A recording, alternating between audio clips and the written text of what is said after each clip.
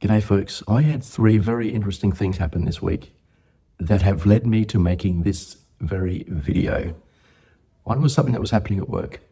The second was a random YouTube video that I rewatched from, last time I watched it was about 10 years ago. And the third thing that happened was a friend shared a report with me for review, and it resonated with everything that I'm about to talk with you about. This graph here represents the accident rate across an industry that I'm pretty close to. Now, if you do any research whatsoever across just about any high-risk industry, you'll find some similar trending.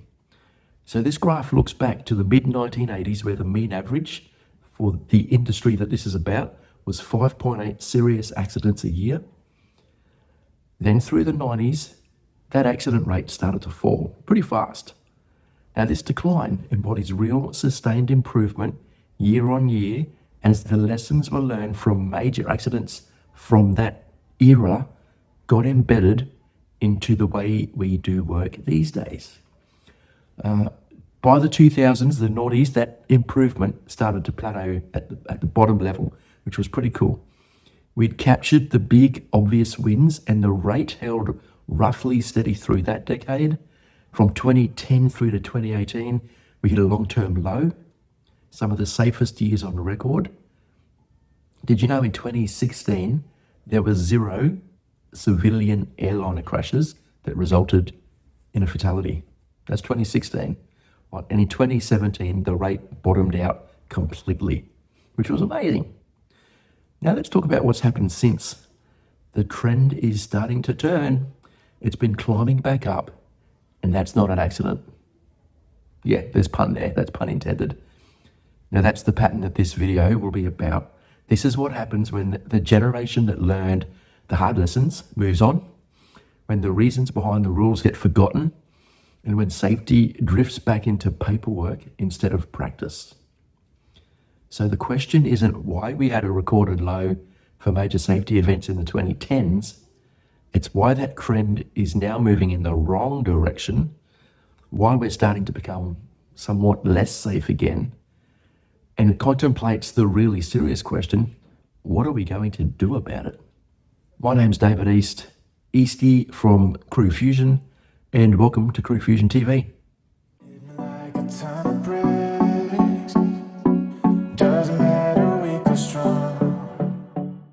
Now, as I mentioned, the inspiration for this video came to me last Friday. I was on my way home from work. I put on an old YouTube video that had popped back into my feed just out of the blue. Haven't watched it in over 10 years. The video is from 2013 and it covers Lord Haddon-Cave's in front of a conference explaining the safety culture in the Royal Air Force that led up to and followed a Nimrod crash that occurred in 2006. As Lord Haddon-Cave discussed the findings from the investigation this was a horrible crash. I was driving from home and I quickly started to realize that the same findings, the same culture that he was talking about from that crash that occurred 20 years ago, they started sounding very similar to findings that I'm seeing now in accident investigations across a whole lot of industries. And I'm seeing these routinely.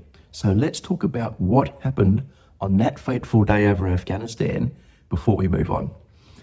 It was the 2nd of September 2006. There was a RAF Nimrod XV230.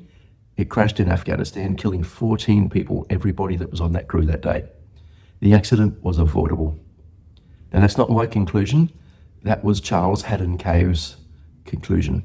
He was the independent QC who led the inquiry. I'll drop that video in the show notes below so you can take a look at it because it is really interesting. Now, he's a Queen's Counsel. He was the investigator for this incident. His analysis cut straight to the bone. This wasn't about pilot error. It wasn't about a random mechanical failure. It wasn't a result of flying over Afghanistan being in a war zone. It was a failure of leadership, culture, and priorities across the entire system. And from someone who has spent many years flying around Afghanistan and Iraq as a loadmaster in the back of C-130s in Australia, It became plainly obvious to us at the time that the real threat about operating in a war zone isn't always the war zone itself. It's your own organisational safety and operational culture.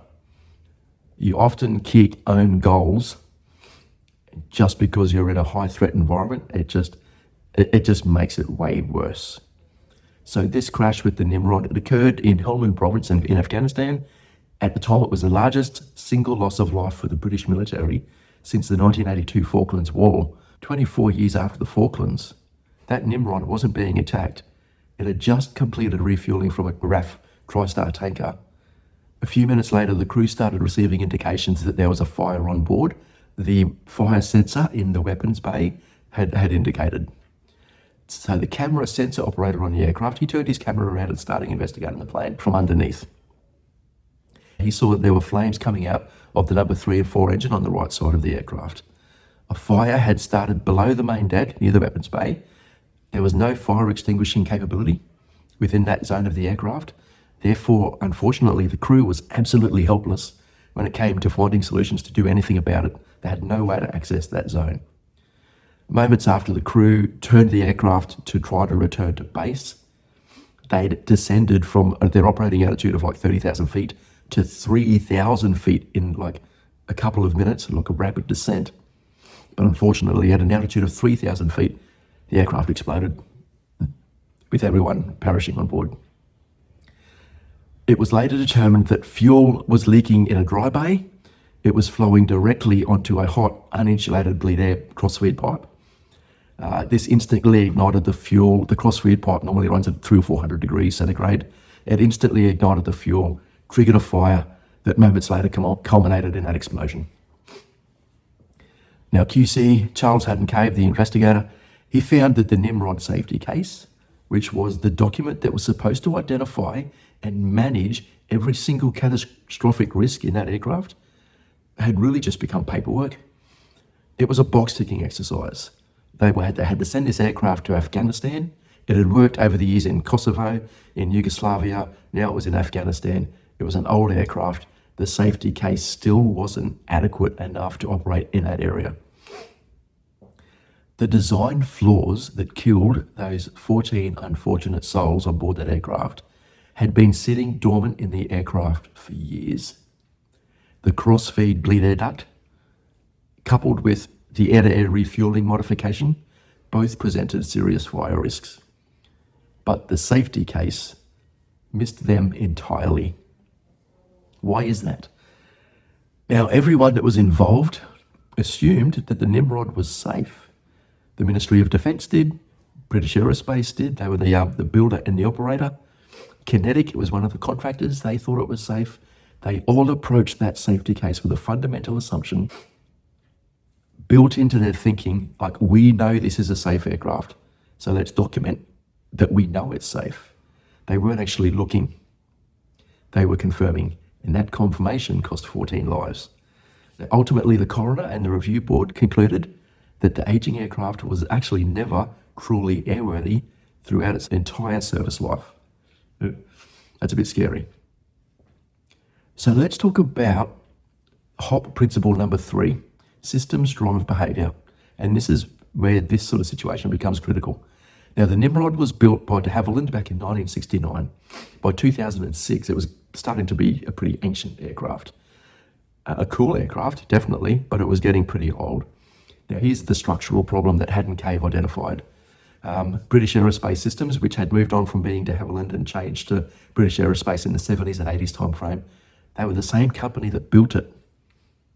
And they were also responsible for maintaining it now and certifying it as a safe aircraft. Now think about that for a second.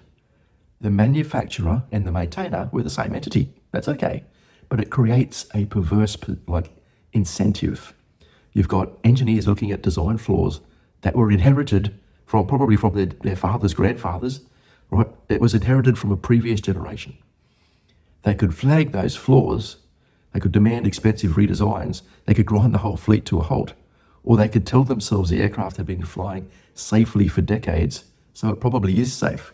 The people that designed and built the aircraft were probably at the pub at night time as old blokes, when they went for their bangers and mash for dinner, right? So that's the system that they were in. The organisational structure itself, it nudged people towards the easier path. You know, this wasn't because they were negligent or because they didn't care. The structure that made that path seem completely reasonable, right? The pride that came from these brilliant people, probably their relatives, that made what was the very first jet airliner in the Comet, that had subsequently been turned into a pretty sick maritime and reconnaissance aircraft. Now that had flown down through the company to a point where they couldn't see the design faults anymore. The pride in the system drove their behaviour to a point where they were blind to these issues. Haddon-Cave didn't blame any individuals whatsoever. He said the system broke, and when the system breaks, people's behaviour follows. Systems drive behaviour. This crash highlighted long-term organisational risk management and safety failures that were extremely visible for many years, where valuable learning opportunities were missed. So now let's talk about the pattern repeating, okay, with some modern parallels. So we're going to rewind 1 year to 2005, the BP Texas City refinery explosion. 15 people died with 150 people injured. BP, that refinery, had a really strong safety record. It had been operating for years in safe operations.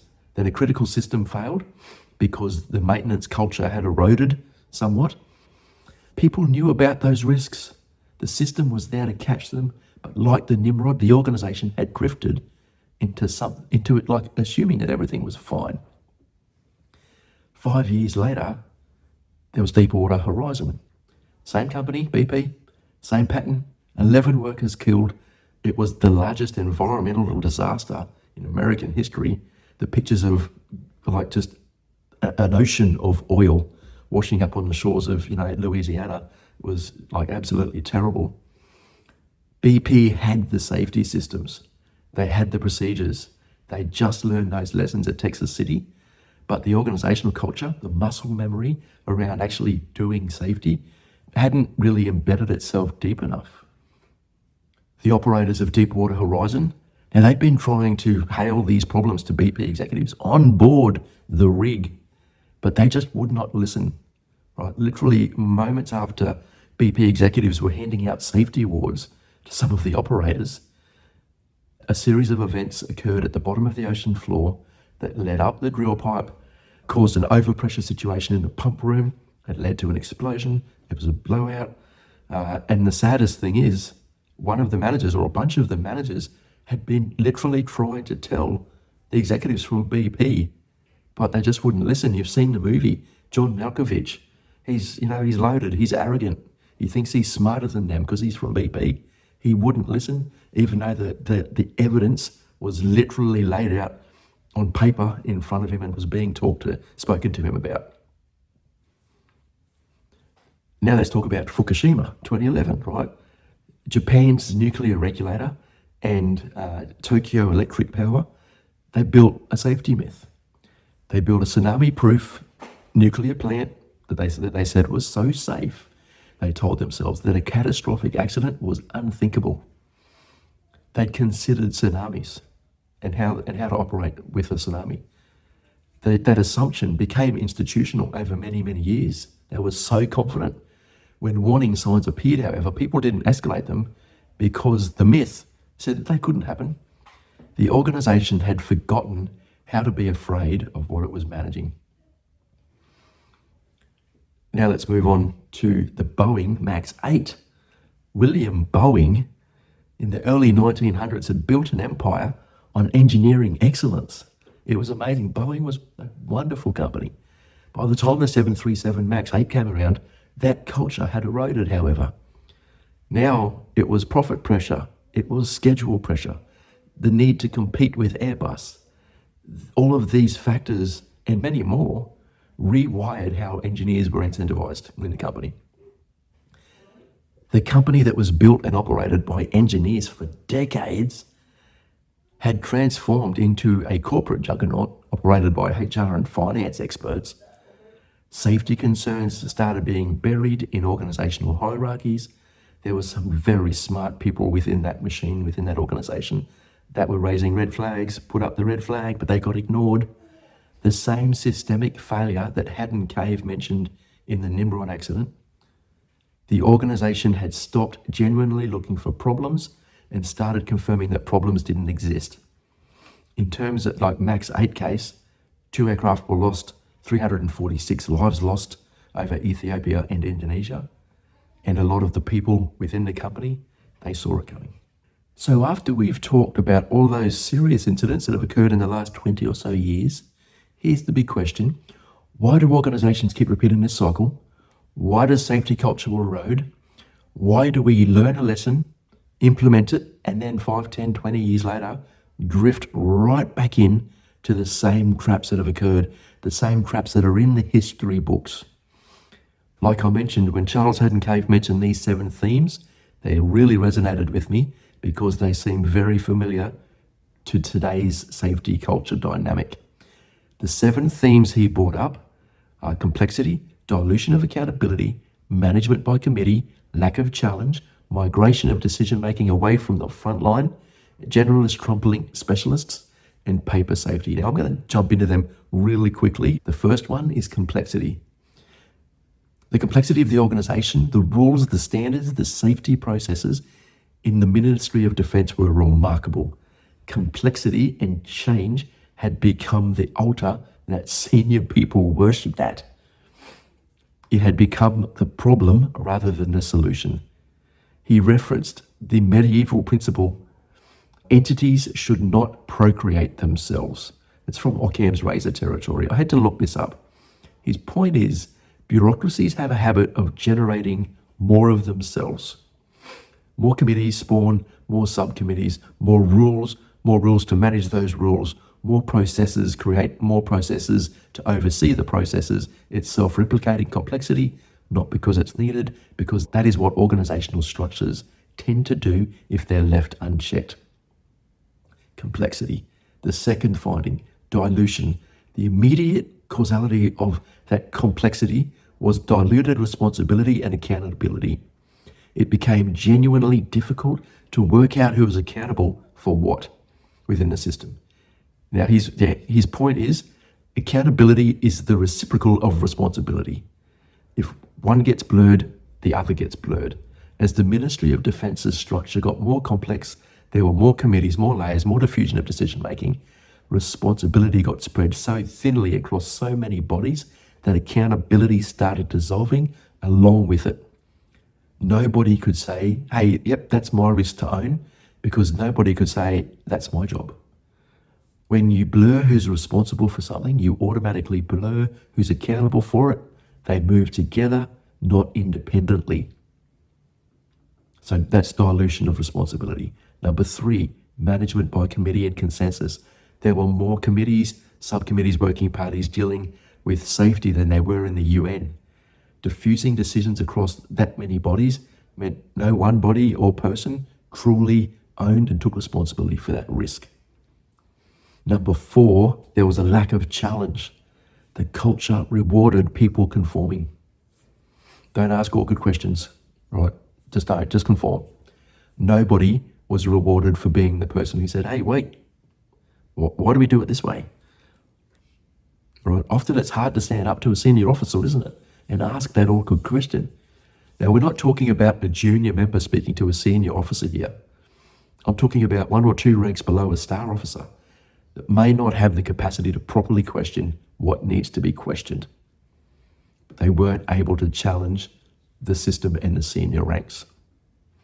Number 5 is migration. What does migration mean? Decision-making and budgetary power migrated away from the people that had direct hands-on working knowledge. It went up to those sitting in offices that were far removed from the aircraft, from the hangar itself. Think about who would understand the Nimrod best. The ground crew, who tightened the fittings, the engineers doing the maintenance, the person refueling the aircraft, the aircrew flying the missions. These are the people who'd notice what a fuel smell would do in an aircraft. They'd notice the smell wasn't quite right. or a part that was wearing faster than the manual said it should.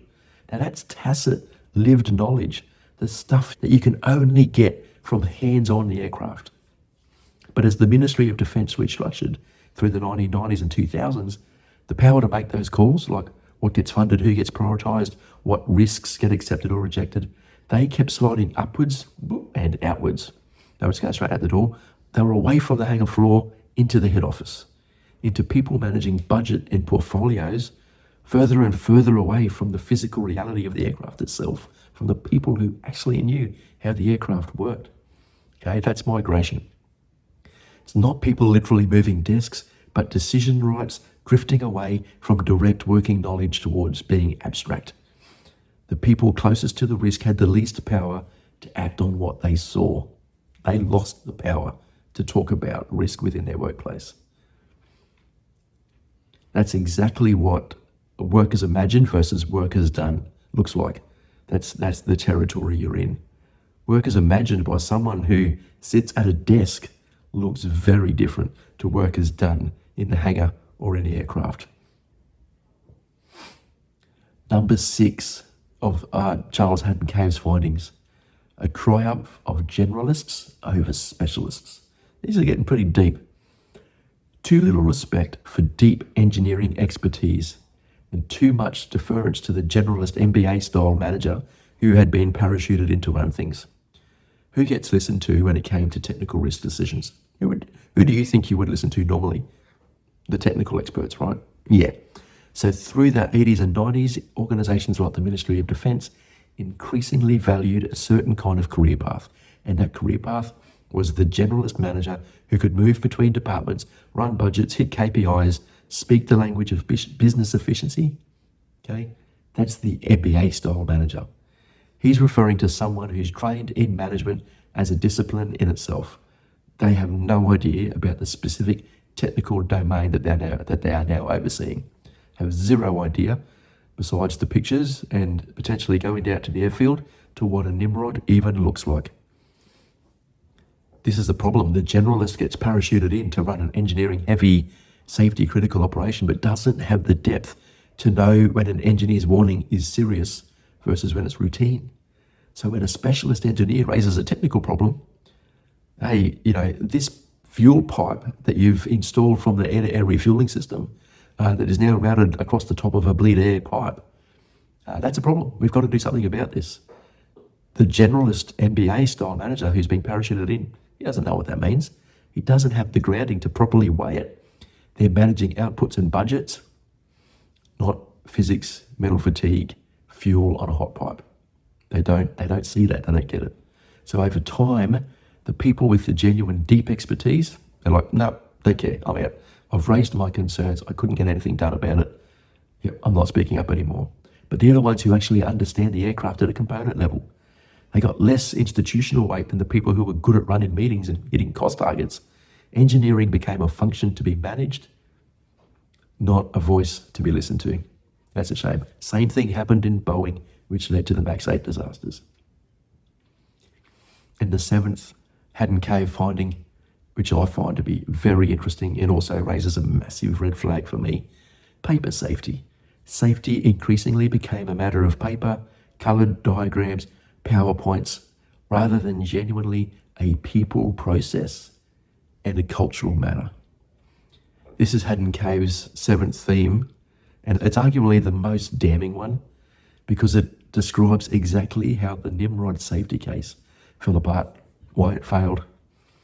Here's the shift he's describing, and this is important. Real safety work is messy, it's hands-on, it's dirty, it's human. It means getting out, walking the hangar floor, asking maintainers awkward questions, asking them what their problems are, physically inspecting components, genuinely interrogating whether a system is safe, flying with the crews, understanding what they're going through. It's not just whether it looks safe on paper. It's slow, unglamorous, and doesn't produce neat deliverables. Paper safety is the shortcut. It's the shortcut version here. Instead of doing that hard work, organisations produce documents that describe safety. They've got these risk matrices and colour-coded diagrams and traffic light systems. The PowerPoint slide deck summarising the safety case in bullet points. These things look rigorous. They look well thought through. They look like there's research been put into them. They might satisfy an audit. They give everyone in the room a comforting visual to hook onto. But they're representations of safety. They're not safety itself. The danger is that the representation becomes the object of the attention instead of the underlying reality. People start managing the document instead of managing the risk. Everyone in the review chain is asking, does this slide look complete? Does this paper look complete? Does this submission look complete? Have we got the right stuff? Rather than, have we actually found every way this aircraft could catch fire? Have we actually recognised every hazard within this system? Or are we glossing over things to make pretty PowerPoints, make the submission perfect for the next level up? This is precisely what happened with the Nimrod safety case. Charles Haddon-Cave called it an archaeological exercise. They were compiling existing paperwork to demonstrate the aircraft was already known to be safe, rather than genuinely hunting for what could go wrong. Coloured diagrams and PowerPoints gave everybody false confidence, while the actual fire risk stayed undetected in that dry bay for years. So I've laid it out pretty raw. Let's start moving forward, okay? What can we do about it? Now here's some 2026 first principles. We're going to move on to Elon Musk and the way he operates within a highly complex engineering system that is doing groundbreaking things every day, like building Starship, the largest, most technical, most powerful rocket ever built that is fully reusable by returning to Earth and being caught by a set of chopsticks. And he wants to make those rockets so prolific that in 5 years' time, there'll be one launching every hour as he strives, towards the moon and Mars. But the key behind all of this is his 5-step engineering algorithm that he applies directly to systems. Okay, now these are really important. I'll go through them real quick. Question a requirement, delete what doesn't work, optimize what's left, go faster, then automate. First one, question the requirement. Every safety rule, every checklist item, ask why it exists. Is it still solving the problem it was built for, or has it just become a ritual? A requirement nobody can explain is a requirement nobody understands, and a requirement no one understands is one that gets bypassed under pressure. The second one, delete what doesn't work. If your safety documentation has grown so thick that no one reads it properly, you don't have more safety. You just have more paper. Cut the noise so the controls that actually matter stand out. There's no better way to explain delete what doesn't work than SpaceX's very own Raptor engine. So check out this picture, and I use this as an analogy for not just for engineering, but for people who work in systems as well. Some people get it, some people don't, but I think it's brilliant. Raptor 1 was a maze of external pipes, sensors, shielding. It was an engine draped in its own plumbing. From the F1 engine that sat on the Saturn V in the 60s and 70s, actually hadn't evolved much, even through the space shuttle, ULA's Vulcan engines, over 30, 40 years. So that rocket engine must be the best product, right? It must be the only way to build rocket engines. Elon built Raptor 2. It stripped a lot of that junk away. Delete what doesn't work. But Raptor 3 is where the philosophy shows its full force at full bore. SpaceX didn't just trim components, they eliminated entire categories of them. Bolted flanges, welded joints, the external heat shield that every earlier Raptor needed to survive re-entry, that was gone, was out the door, they deleted it. The cooling channels and secondary flow paths got built directly into the structure of the engine itself. So there was nothing left hanging off the outside to fail, leak, or that needed shielding. Brilliant. After they deleted all that stuff, the result wasn't a weaker engine because it had fewer parts. It was the complete opposite. Raptor 3 produces roughly 22% more thrust than the Raptor 2 and 50% more thrust than the Raptor 1, and it weighs half as much. Fewer parts meant fewer joints. Fewer joints meant fewer places for something to crack, leak, or fail under extreme heat and pressure. Simplicity didn't cost their performance. Simplicity is what bought their performance. Delete what isn't needed. It's the same principle that Haddon-Cave was reaching for when he warned against promiscuous procedures. Organisations wrapping themselves in more paperwork as a kind of protective blanket, as a compliance need, whatever that was. More documentation doesn't mean more safety. If your safety case has grown so thick that no one reads it properly, you don't have a safer system. You have a heavier system. Just like Raptor 1's engine plumbing wasn't protecting the engine, it was just adding failure points. Cut the noise, let the controls that actually matter stand out, and trust them to carry the load. Cut it away, run the test, and see how it works, because that lighter system might actually work for you. Number 3, only after you've deleted everything you don't need do you optimize what's left over. Only once you've questioned the requirement and deleted what doesn't earn its place do you start refining what remains. This is where most organizations start. They're tweaking, tuning, improving efficiency, but Elon Musk puts it third for a reason. Optimizing a part that shouldn't exist in the first place is a wasted effort, because you can spend months making your redundant checklist items slicker, faster to complete, easy to file, and you've optimized something that was never actually adding safety value to begin with. Optimization only has integrity once you know everything that is left in the system genuinely needs to be there. A good example that they talked about when they were building Teslas, they optimized the system, automated a system to build floor mats because the car was fairly noisy.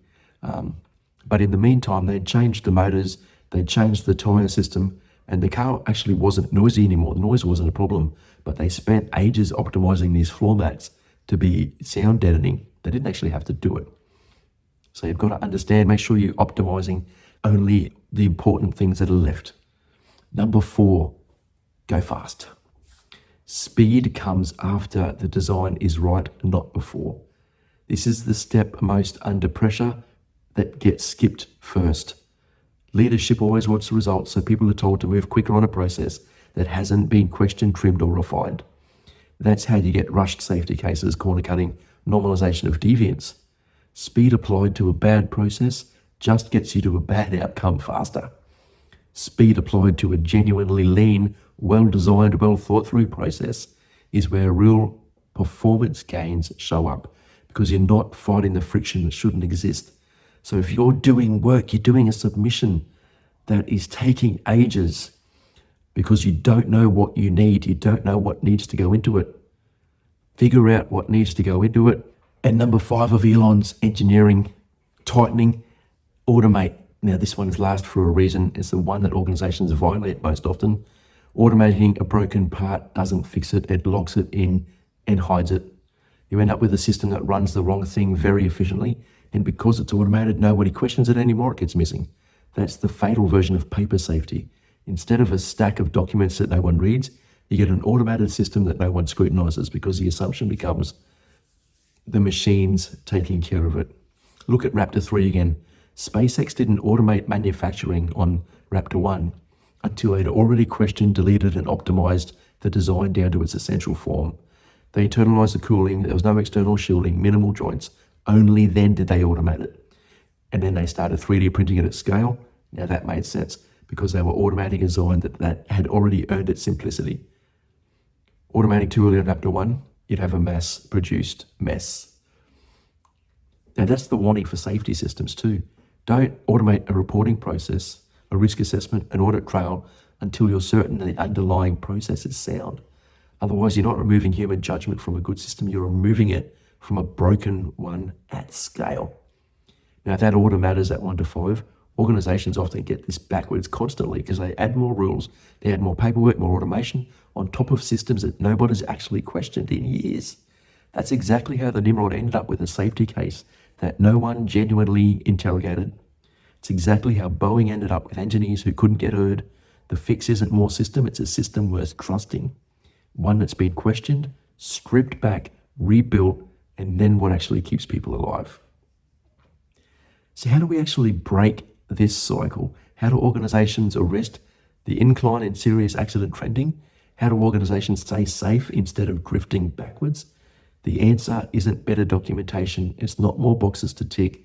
Look at what failed in every single case we've discussed.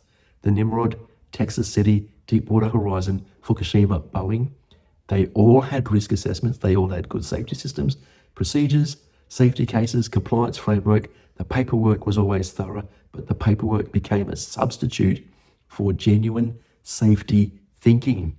Now, here's what actually works. This isn't before we analyse Charles Haddon-Cave's suggestions or consider Elon's 5 engineering principles. This part is something you have to do every single day. Leaders have to get out of their offices and into the work. You need to understand how people actually do the job, not how the procedure says they do it.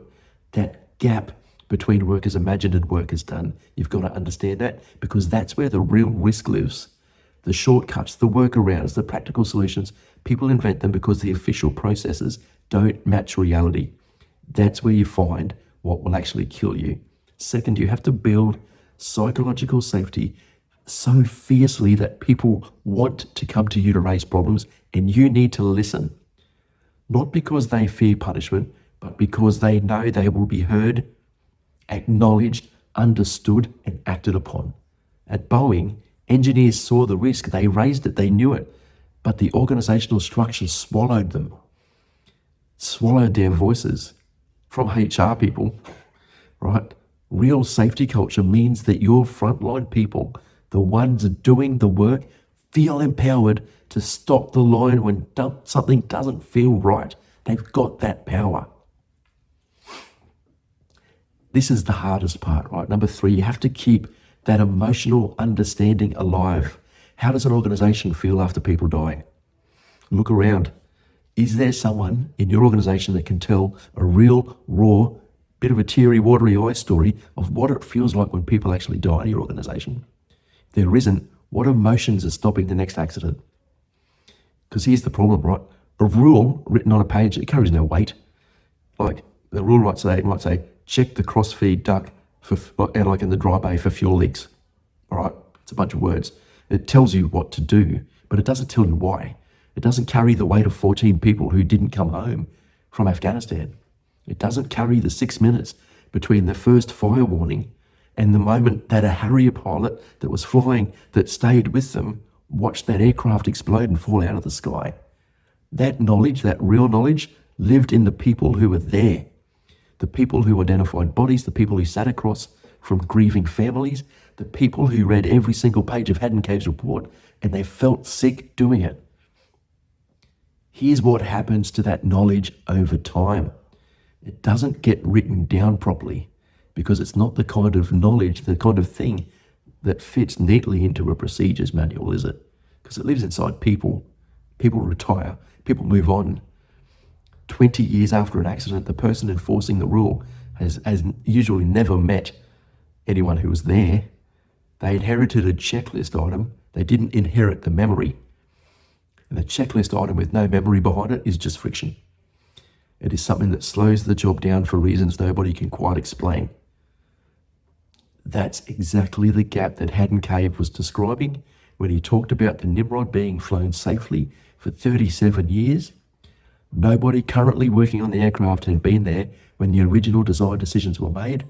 Nobody understood or really understood in their gut why that safety case mattered. It had become archaeology. Indiana Jones knew better. A historical document. It wasn't a living warning. So what do we do about it? You bring people into the conversation deliberately. You don't make it accidentally. You deliberately bring people in who can tell the stories, not as a footnote in a briefing, but as the point of the briefing, the point of why you do the job. You get the people who are on the ground, who saw the aftermath, who lived through the change. You get them in the room with the people doing the job today and you make it real. You let new starters hear it in someone's actual voice. You hear the tone change in their voice. You see the teary eyes. Not about why a rule exists, not about what the rule says, because the story sticks. A checklist item doesn't stick. It's uncomfortable work. No one wants to relive the worst day of an organisation's history over and over again. I've been there. I've seen the results of F-111 crashes in the Air Force. But the alternative is worse. You let the memory fade and you let the next generation inherit those rules without reason. Eventually someone asks, why are we doing something that feels like pointless bureaucracy? No one has the answer. and then the shortcut starts to look fairly reasonable. It's not negligence. It's okay to have that happen. But it's what happens when the emotional weight behind a rule quietly evaporates and no one notices until it's too late. You've seen this before too. The last video I did on the LaGuardia runway crash with the CRJ 900 crashing into the fire truck, it walks through exactly the same dynamic. Like a block radio call, a fire truck crew who heard stop and didn't realize that the warning was for them. A controller who minutes later said on an open frequency, I messed up. Now these runway incursion protocols aren't new. Controllers know the words stop, but knowing the words isn't the same as carrying in your gut what happens in the 9 seconds after you say them and nobody responds. LaGuardia hadn't had a fatal accident in 34 years. That's not a statistic, it's the exact mechanism Haddon-Cave warned us about. 34 years is way long enough for the specific visceral understanding of what a runway incursion actually costs to fade into a procedure that no one's had to test under real pressure. The rule survived, the memory behind it didn't. And when the moment actually came at LaGuardia, in real time, that gap between the paper and the person cost 2 people their lives. And finally, leaders have to actively defend the safety culture that they operate in when the pressure comes to cut corners, because it always comes. This is the moment that separates real leadership from the appearance of real leadership. Every organization says that safety is their top priority. You'll find it on the posters and the mission statements. That's the easy part, but the real test isn't what you say when nothing's under pressure. It's what you do in the room when the schedule's slipping, when costs are climbing, a competitor's eating your market share, your team's hungry, your team's tired. Someone, often someone senior, who comes with good intention says, hey, what if we just streamline this bit? Just once, just for this one job. That's the moment. It's not the actual accident happening. It's the moment before the accident when the decision actually gets made. Haddon-Cave found that exact pattern at the heart of the Nimrod disaster. The Ministry of Defence was under sustained budget pressure for the better part of a decade. Somebody somewhere had made a call that a safety case could be outsourced and rubber-stamped instead of being properly interrogated and thought about. Nobody wrote, hey, we accept the risk of an aircraft fire in a memo. What happened instead was way quieter and much more common. It was pressure built and nobody with the authority to say no actually said it. That's the uncomfortable truth about leadership and safety today. It rarely fails in one dramatic decision. It fails in 100 small moments, death by 1,000 cuts, where someone senior could have pushed back and they didn't. Where the easier, cheaper, faster option was available, it was on the table, and the person with the power to reject it decided the fight wasn't worth having that day. A real leader says no in that moment. Not because it's popular, it's never popular. Saying no to a shortcut means owning the schedule slip, owning the cost overrun, owning the uncomfortable conversation with the people above you who wanted a different answer. It means being the person in the room willing to be the blocker. Nobody thanks you for the accident that didn't happen. What's going on when nothing's going on? The crazy thing about safety is if you do the job really well, nothing happens. And the satisfaction from that is actually pretty unsatisfying. But that's exactly the point. The leaders who say no aren't reacting to some hypothetical. They've either lived through what happens or they've studied closely enough to understand it in their bones. They've read the reports. They've heard from the families. They've listened to Eastie's CrewFusion TV videos. They know that the shortcut that feels reasonable in the boardroom looks entirely different from the wreckage. That knowledge is what gives them the spine to hold the line when the pressure comes, because it always does, and because everyone else in the room is waiting to see if this time someone actually will stand up. So ladies and gentlemen, to close here today, Nimrod flew safely for 37 years. LaGuardia went 34 without a fatal accident. That kind of run doesn't happen by accident, and it doesn't get protected by accident either.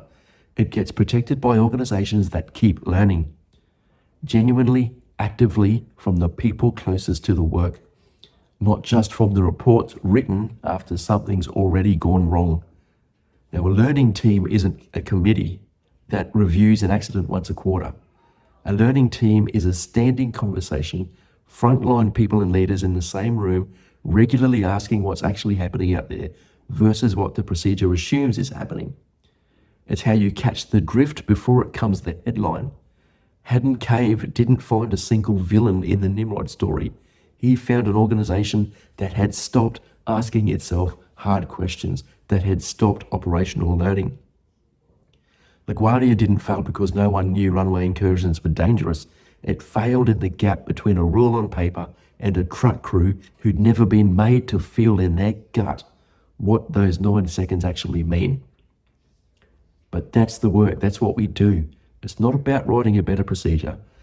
It's about building a system that keeps learning from its own people continuously before the next accident does the teaching for you. Now, this is exactly why this channel on YouTube exists. It's also why I built CrewFusion in the first place. I've got the CrewFusion Safety Leadership Academy on school. Yes, I've changed the name to more fit what the community is actually about.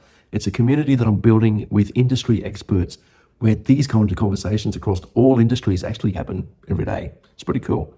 None of us have to carry these lessons alone. We can talk to each other about what different things are going on. We can help each other out. That's the value of learning together inside these communities instead of doing it separately and trying to figure it out on your own. So if this video has resonated for you, come join the community. Don't wait for the report. Be part of the conversation. I would love to see you there. Of course, as every good YouTuber should, if they see a fairly good quality video, like, share, subscribe, those sort of things. Up until then, I hope you've gotten something out of today, because I really got something. Actually, I've learned a lot about researching and planning and actually making this video today. So, as usual, ladies and gents, it's been emotional. See ya.